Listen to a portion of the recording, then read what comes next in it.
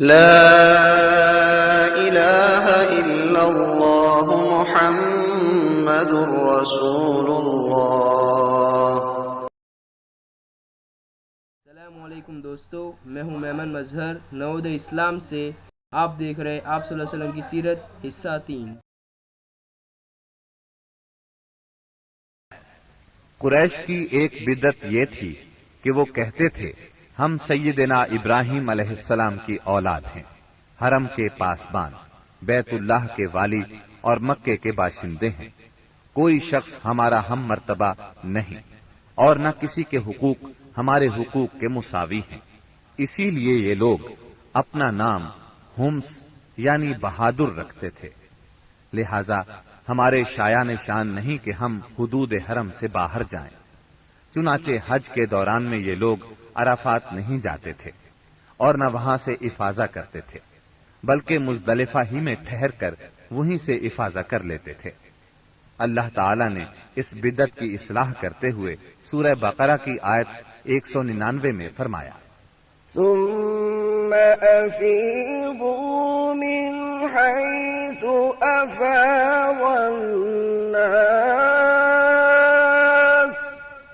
یعنی تم لوگ بھی وہیں سے افاضہ کرو جہاں سے سارے لوگ افاضہ کرتے ہیں۔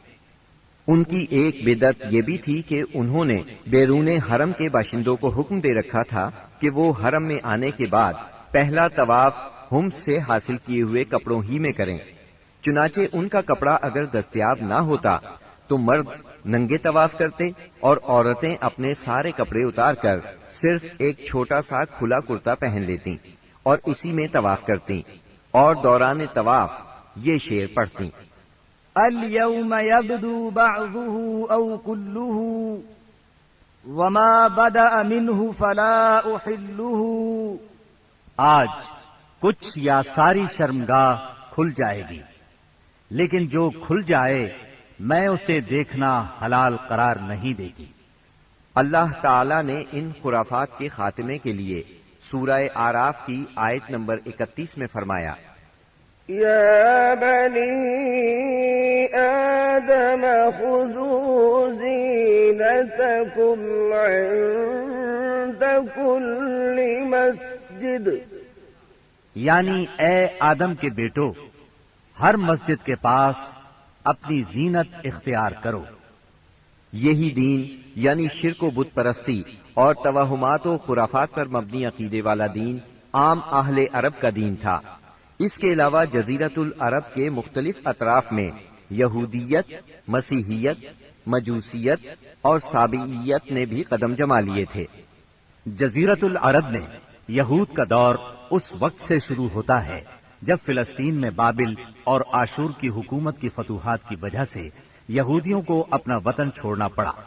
اس حکومت کی سخت گیری اور بخت نصر کے ہاتھوں یہودی بستیوں کی تباہی اور ویرانی، ان کے ہیکل کی بربادی اور ان کی اکثریت کی ملک بابل سے جلا وطنی کا نتیجہ یہ ہوا کہ یہود کی ایک جماعت فلسطین چھوڑ کر حجاز کے شمالی اطراف میں آ بسی اور یثرب، خیبر اور تیماء میں آباد ہو کر یہاں اپنی باقاعدہ بستیاں بسا لی، قلعے تعمیر کر لیے اور گڑھیاں بنا لی۔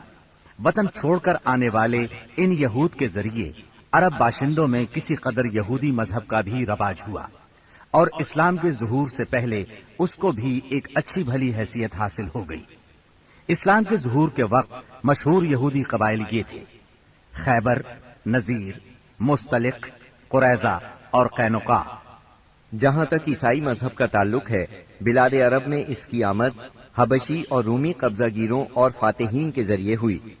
یمن پر حبشیوں کا قبضہ پہلی بار 340 عیسوی میں ہوا اور 378 عیسوی تک برقرار رہا۔ اس دوران یمن میں مسیحی مشن کام کرتا رہا۔ قریباً اسی زمانے میں ایک متقی اور پرہیزگار شخص فیمیون نجران پہنچا اور وہاں کے باشندوں میں عیسائی مذہب کی تبلیغ کی۔ نجران کے لوگوں کو اس کے دین میں کچھ ایسی سچی علامات نظر آئیں کہ وہ عیسائی ہو گئے۔ جہاں تک مجوسی مذہب کا تعلق ہے تو اسے زیادہ تر اہل فارس کے ہمسایہ عربوں میں فروغ حاصل ہوا، مثلا عراق، عرب، بحرین، ہجر اور خلیج عربی کے ساحلی علاقے۔ ان کے علاوہ یمن پر فارسی قبضے کے دوران میں وہاں بھی اکا دکا افراد نے مجوسیت قبول کی۔ باقی رہا سعدی مذہب، تو عراق کے آثار قدیمہ کی کھدائی کے دوران جو کتبات برآمد ہوئے ان سے پتہ چلتا ہے کہ یہ ابراہیم علیہ السلام کی کلدانی قوم کا مذہب تھا۔ دور قدیم میں شام و یمن کے بہت سے باشندے بھی اسی مذہب کے پیروکار تھے۔ عرب کے باقی دینوں کے ماننے والوں کا حال مشرکین ہی جیسا تھا، کیونکہ ان کے دل یکساں تھے، عقائد ایک سے تھے اور رسم و رواج میں ہم آہنگی تھی۔ جزیرت العرب کے سیاسی اور مذہبی حالات بیان کرنے کے بعد اب وہاں کے اجتماعی، اقتصادی اور اخلاقی حالات کا خاکہ مختصراً پیش کرتے ہیں۔ عرب آبادی مختلف طبقات میں بٹی ہوئی تھی۔ ہر طبقے کے حالات ایک دوسرے سے بہت زیادہ مختلف تھے۔ چنانچہ معزز طبقے میں مرد اور عورت کا تعلق خاصا ترقی یافتہ تھا۔ عورت کو بہت کچھ خود مختاری حاصل تھی، اس کی بات مانی جاتی تھی، اس کا اس قدر احترام اور حفاظت کی جاتی کہ اس کی خاطر تلواریں سونت لی جاتی تھی، خون ریزی ہو جاتی تھی۔ آدمی جب اپنی شجاعت اور بہادری پر بات کرنا چاہتا، اپنی تعریف کرنا چاہتا تو عموماً عورت ہی کو مخاطب کرتا۔ شجاعت اور سخاوت کی صفات کو ان کے درمیان بہت بڑا مقام حاصل تھا۔ اکثر اوقات ان میں صلح کے لیے عورت ہی بڑا کردار ادا کرتی تھی۔